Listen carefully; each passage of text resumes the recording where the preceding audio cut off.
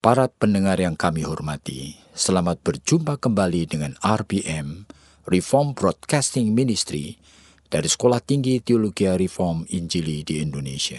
Dan kita sekarang ini secara khusus menjumpai Anda dengan satu topik mengenai time and work, waktu dan kerja. Apa sebetulnya yang menjadi pelajaran berdasarkan iman Kristiani mengenai waktu dan kerja? Sebetulnya hidup manusia tidak pernah lepas daripada dua aspek ini. Di samping tentunya ada banyak aspek-aspek kehidupan yang lain lagi. Tetapi secara khusus kita ingin memfokuskan pikiran kita untuk memikirkan mengenai dua aspek yang krusial ini. Time and work, waktu dan kerja. Jadi kita akan pikirkan bersama-sama yang pertama, waktu. Jadi saat ini kami mengajak saudara untuk memikirkan betapa waktu itu merupakan sesuatu yang ajaib yang Tuhan berikan. Sebetulnya di dalam ikatan daripada kehidupan manusia sebagai ciptaan Allah ini, itu waktu itu merupakan sesuatu yang sangat sekali menentukan. Di mana kita hidup di dalam waktu, di mana kita seharusnya mengatur waktu, di mana kita seharusnya mengisi waktu, di mana kita harus mempertanggungjawabkan setiap waktu.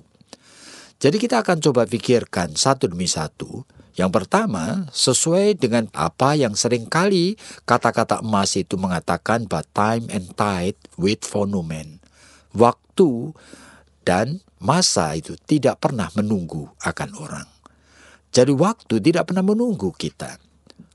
Jadi kita tidak bisa mengulang waktu kemarin. Kita tidak bisa mengulang akan masa yang lalu. Kita hanya bisa menghadapi waktu di depan kita ini. Dan waktu itu ada detiknya, ada menitnya, ada jamnya, ada harinya, ada minggunya, ada bulannya.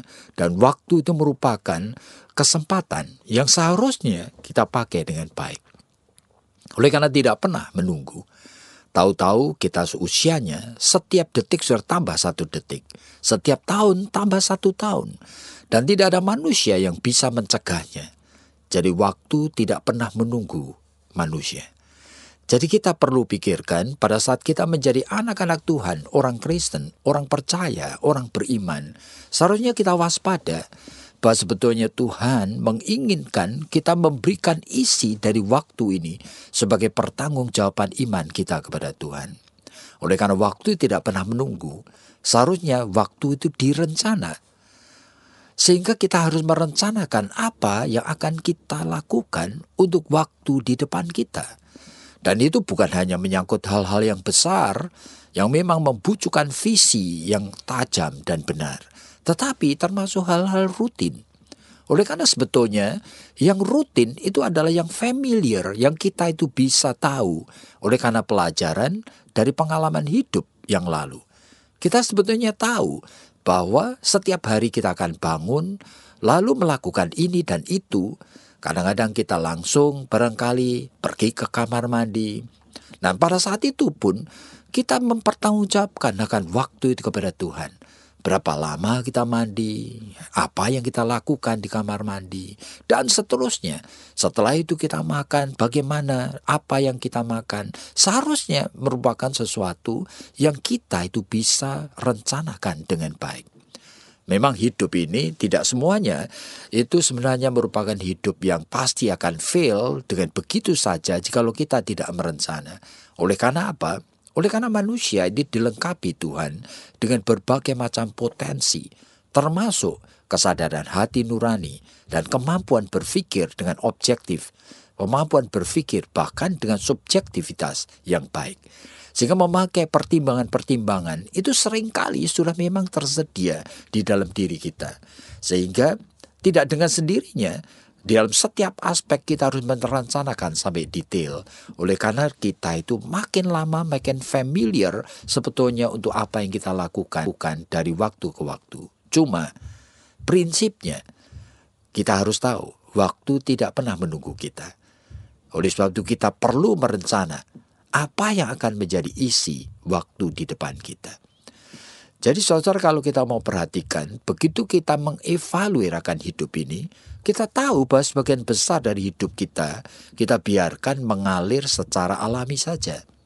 Kita biarkan hidup sebetulnya tanpa rencana. Dan kita itu hanya seolah-olah kita take for granted.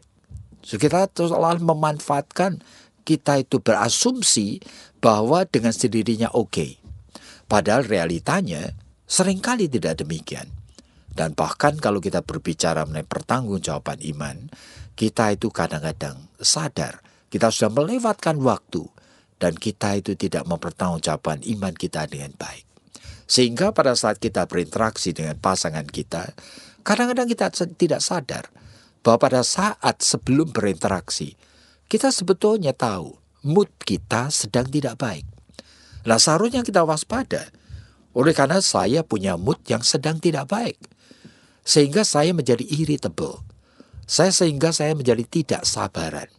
Sehingga saya kemudian menjadi emosional.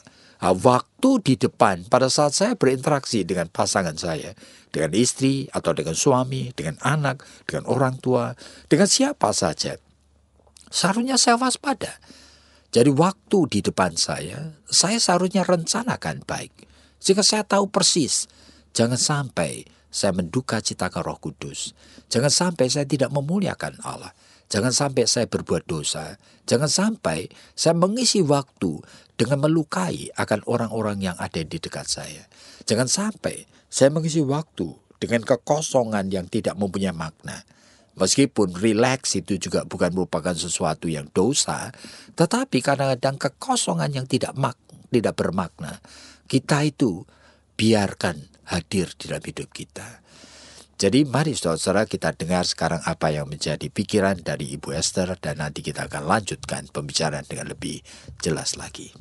Ya Pak, tadi Bapak mengatakan bahwa kita itu kan tidak bisa menunggu. Maksudnya itu kita tidak bisa mengulang, kita juga seringkali itu waktu itu berjalan begitu saja. Tapi pada saat yang sama kan kita juga tidak bisa menunggu kadang-kadang untuk pemenuhan atas apa yang kita inginkan. Nah ini kan sebetulnya dua hal yang bertolak belakang gitu. Satu pihak kita menyia-nyiakan waktu, tapi di pihak lain kalau kita kepingin sesuatu, kayaknya kita itu tidak bisa menunggu. Nah bagaimana itu Pak? Bagaimana kita itu mempunyai hikmat, mempunyai bijaksana, supaya kita bisa mengatur waktu itu dengan baik Pak? Sebetulnya justru itu seni dari hidup ya. Dan seni dari hidup itu seringkali kita sadari itu membutuhkan skill. Nah, setiap seni membutuhkan skill. Nah, skill itu perlu dilatih. Nah, sehingga kita itu waspada dengan sungguh. Ada beda antara orang yang tidak skillful dengan orang yang skillful. Itu bedanya jelas sekali. Jadi tidak terampil dia di dalam mengatur hidup ini. Oleh karena apa? Ya oleh karena dia tidak pernah melatih potensinya. Nah, seperti tadi, yang Ibu tadi katakan itu, bagaimana kita itu merencanakan begitu apa yang akan kita lakukan. Nah, sebetulnya merupakan sesuatu yang menjadi pertanggungjawaban daripada setiap orang yang seharusnya bekalnya didapatkan sejak kita kecil, sejak kita lahir dalam rumah tangga, di mana melihat kedua orang tua yang sebetulnya hidup bukan asal hidup. Kalau melihat orang tua hidup asal hidup, bahkan melihat orang tua yang tingkah lakunya tidak predictable, yang barangkali tidak ada apa-apa tiba-tiba marah, barangkali tidak ada apa-apa tiba-tiba punya plan untuk kemana. Ada perubahan-perubahan dari sikap, tingkah laku, pikiran. Nah, itu membuat anak-anak sebetulnya tidak mempunyai pegangan. Oleh karena apa? Mereka tidak mengenal sebetulnya kedua orang tuanya. Oleh karena orang tuanya bergerak, tidak predictable di dalam sikap, di dalam mengekspresikan diri, tidak mengekspresikan akan kehendaknya. Nah, anak-anak yang hidup dalam keluarga seperti ini juga cenderung nantinya itu tidak mempunyai perencanaan dalam hidup ini. Oleh karena apa? Oleh karena contohnya seperti itu. Nah, skill itu dia tidak kembangkan sejak kecil. Sehingga nanti menjadi dewasa, dia juga menjadi pribadi yang merasa punya hak untuk hidup asal hidup. Nah, meskipun kemungkinan tidak selalu dia fail dalam hidup ini, mungkin juga dia itu cukup berhasil dalam pekerjaannya. Oleh karena apa? Oleh karena luck. Nah, oleh karena opportunity yang tersedia.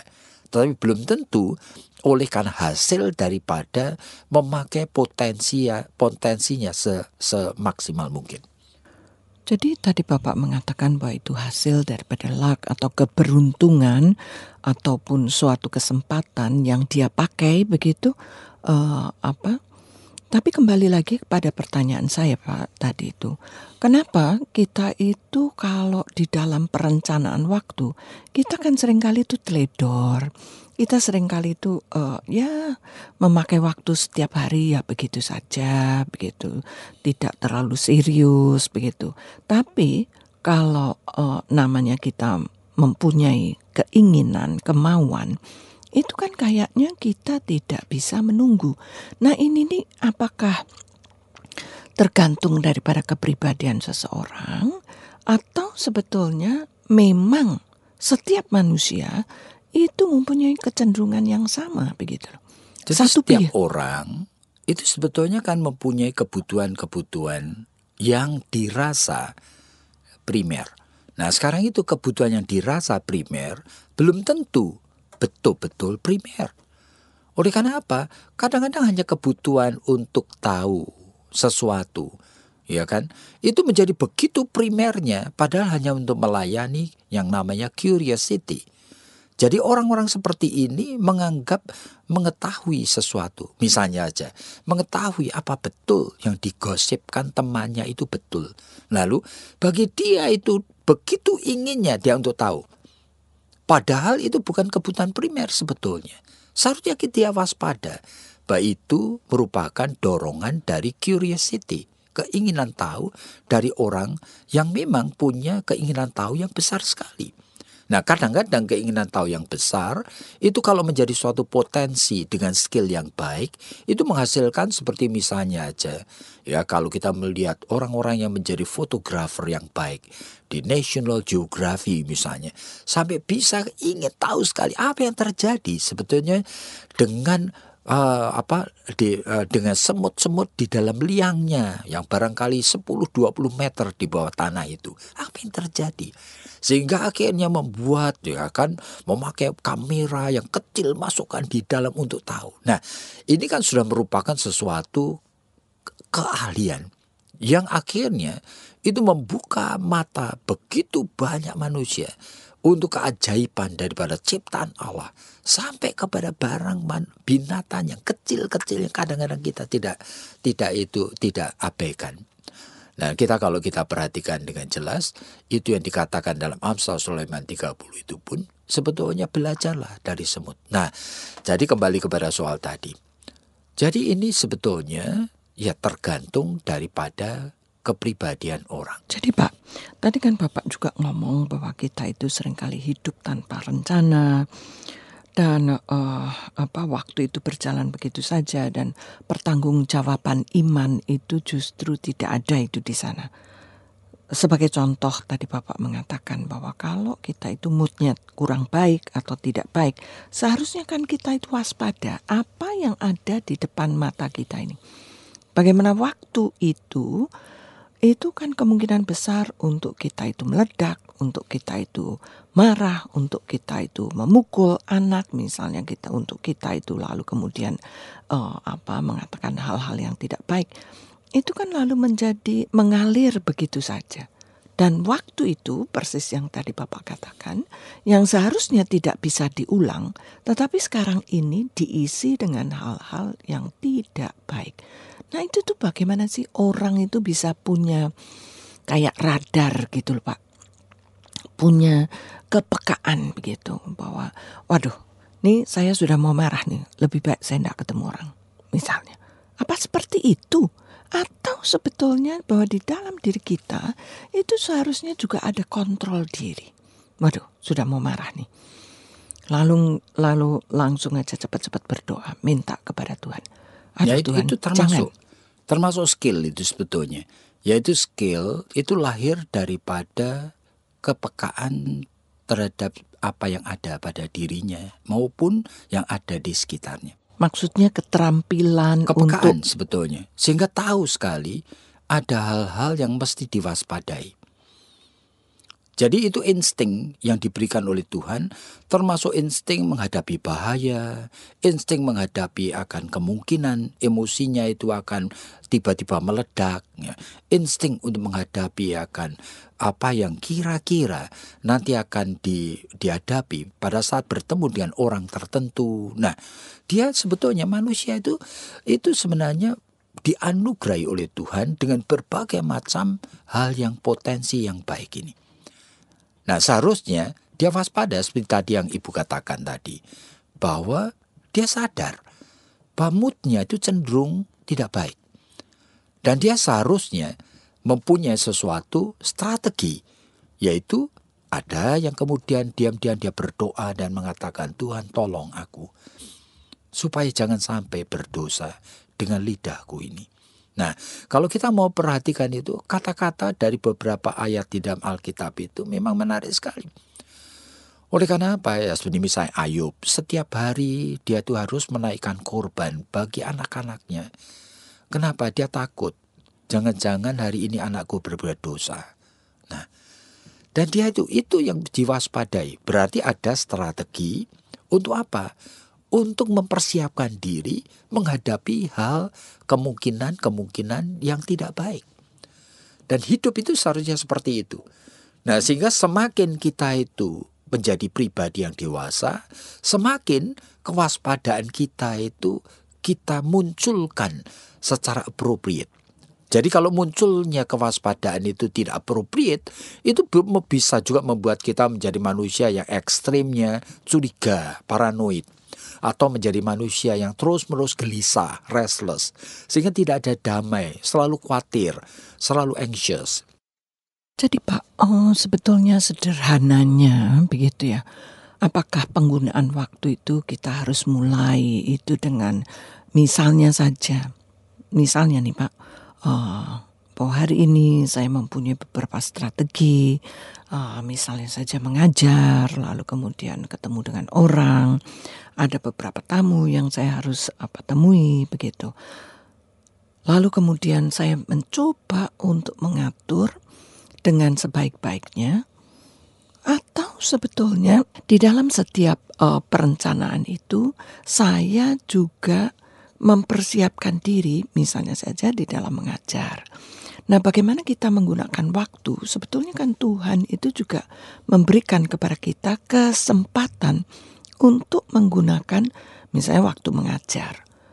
Ya, mengajar itu dengan sebaik-baiknya begitu.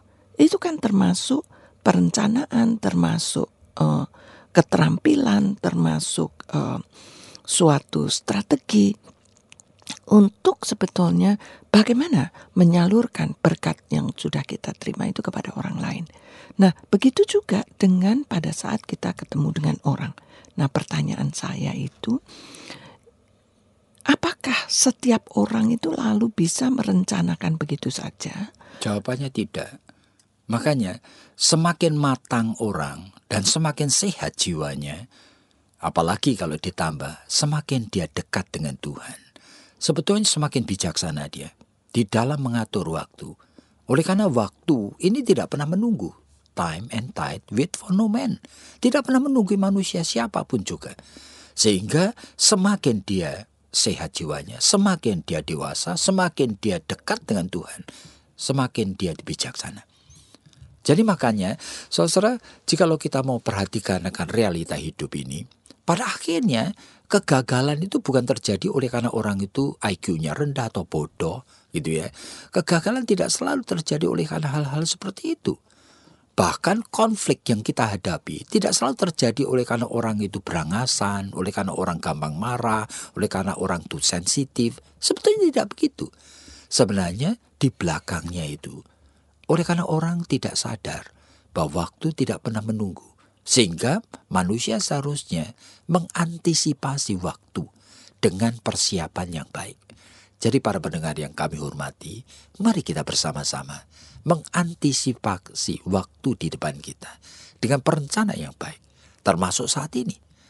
Dan jikalau Anda itu mempunyai pertanyaan-pertanyaan, bahkan ingin sekali Anda untuk diperlengkapi dengan lebih baik, kami dari STTRI, Sekolah Tinggi Teologi Reform Indonesia, yang ada di Kemang Utara di Jakarta, kami mempunyai berbagai macam program studi.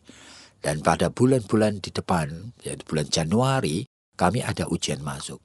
Dan silakan hubungin dengan nomor 799 0357. 799-0357. Kami very serius di dalam mempersiapkan konselor-konselor yang profesional maupun hamba-hamba Tuhan yang betul-betul kenal teologi dan Alkitab secara bertanggung jawab. Kiranya Tuhan memberkati Anda.